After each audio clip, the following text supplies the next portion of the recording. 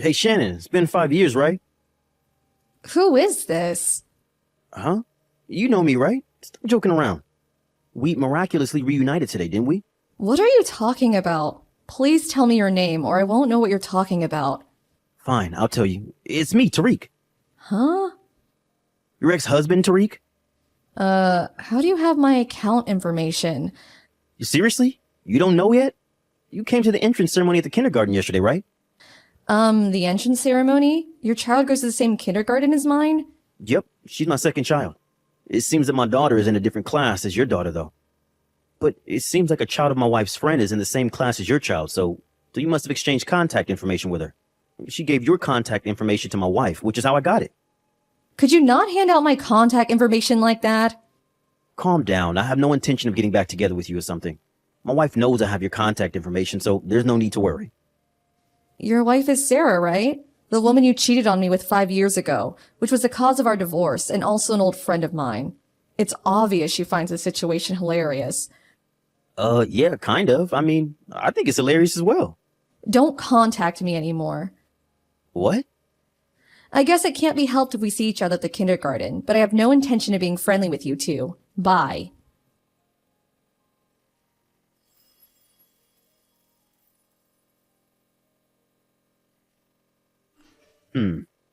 This gets more and more hilarious the more I think about it. If you, who was infertile, were at the kindergarten, then that must mean that you married someone who already had children. Huh? Even if you come to the entrance ceremony pretending to be a mother, it's not your actual child, so it's a bit funny thinking about it. So you still think I'm infertile? But you couldn't bear a child in the 3 years that we were together, right? Mom said that if a woman can't bear a child in 3 years, then she must be infertile. But I never even gotten myself tested for infertility. It must have just been bad timing. But the truth is that you couldn't have a child, which means that you're infertile. You knew this, and that's why you married a single father, right? I'm my husband's first wife, and the child that was born between us is also his first child. Stop being delusional. I'm delusional? Yeah, these are the sad fantasies of a woman who can't give birth. You really are strange. Fine. Our children go to the same kindergarten, so we'll probably see each other again whether we want to or not. So I'll tell this to you now to prevent any misunderstandings in the future. What is it? I've already given birth to 3 children. Huh? My eldest son, who's 3 years old, the one who came to the entrance ceremony yesterday, and 2 twin daughters who were half a month ago. Huh? You're infertile but have 3 children?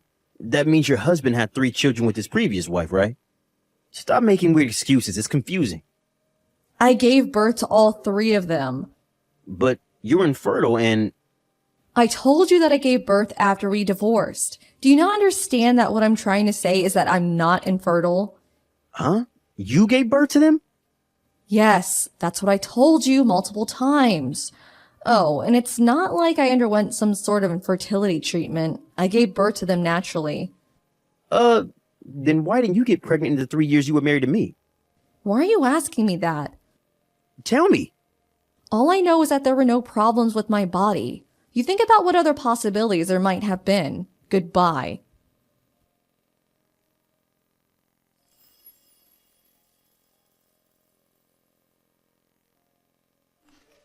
Because of you, my wife took my children and went to her parents' house.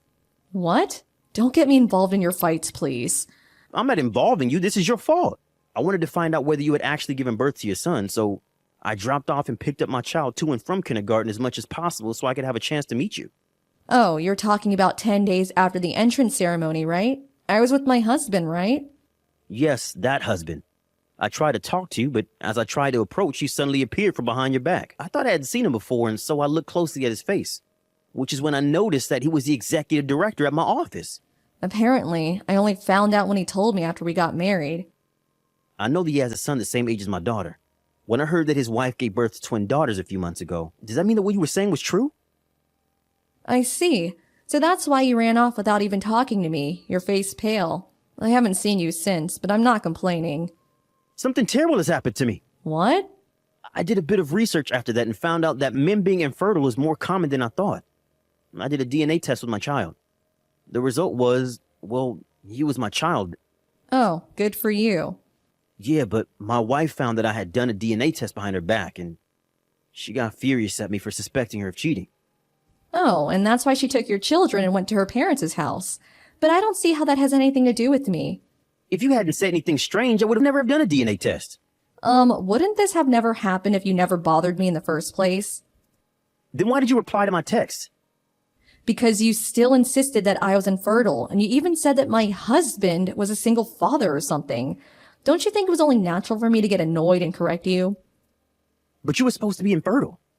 You were just being delusional. If you have the time to complain to me like this, then why don't you make up with your wife instead? Bye.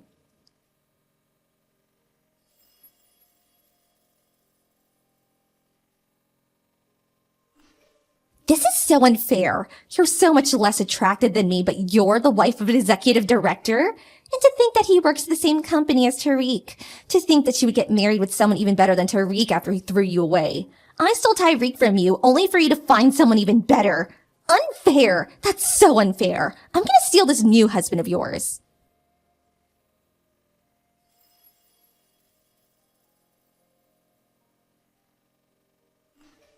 I can't do this anymore.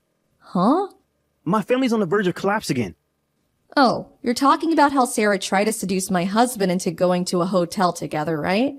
I heard that Sarah was a newly hired part-time worker at you and my husband's client company.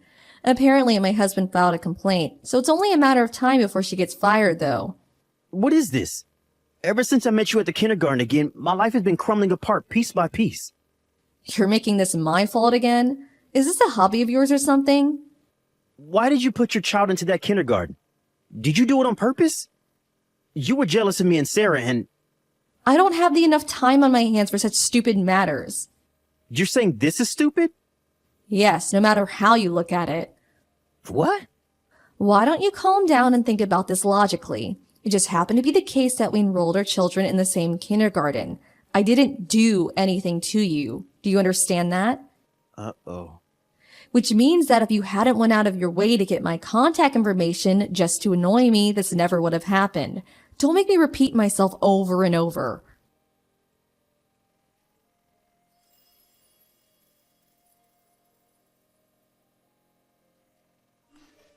Shannon, I turned in my divorce papers earlier. So could you get divorced as well and get back together with me? Huh? Let's just give custody of our children to our current partners and give birth to children of our own. It seems that neither of us are infertile, so you were getting a bit old to give birth, but you can handle one more, right? Jesus, will you seriously never leave me alone? What? It's been medically proven that too much stress makes it more difficult to have children. What? What are you trying to say? Don't you get it? Huh? You bothering me like this all the time is a huge source of stress. Your parents were the same when they were living with us.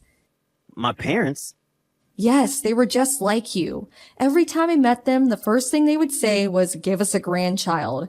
They would tell me this more than a dozen times each day, which almost drove me to insanity. But they never said that to Sarah. Of course they didn't. What? You have an older child, right? Sarah got pregnant with this child, which is also why you divorced me. They wouldn't tell her to give birth to a grandchild if she already did, would they? Judging by what you said earlier, it seems that Sarah got custody of the child, so if I were to marry you again, I would be thrust back into the same hell as before with them telling me to give them a grandchild over and over. Why would I do that? Fine, I'll keep an eye on them and make sure they don't say that to you anymore. But I have no intention of divorcing my husband, and I have no intention of letting go of my children either. What? Really? Why did you even think that I want to get back together with you in the first place? There's no chance no matter how you look at it. Yeah, but if the two of us loved each other enough. I lost my last ounce of love for you when I found out you cheated on me with Sarah. What? Then what should I do now? I already got divorced. I don't know. Just open the front door, will you? What? I came to pick you up. I know that the executive director doesn't go to work on Mondays. This is our chance to make an escape without being bothered. Come on, I'm outside the backyard. I can come in if I break the window in the living room. Hold on. If I could just get a hold of you for a day, then you'll have no choice but to get divorced. Are you an idiot? Huh? Is that how you talk to your husband? If the executive director doesn't go to work on Mondays, then he isn't at the office now, right? Yeah, that's why. Then doesn't that mean there's a high probability that he's currently at home? In fact, he is. Huh? Apparently he's going to tell the company about this. No way. We already called the police, by the way. I hear sirens. There's no use trying to run anymore. Goodbye.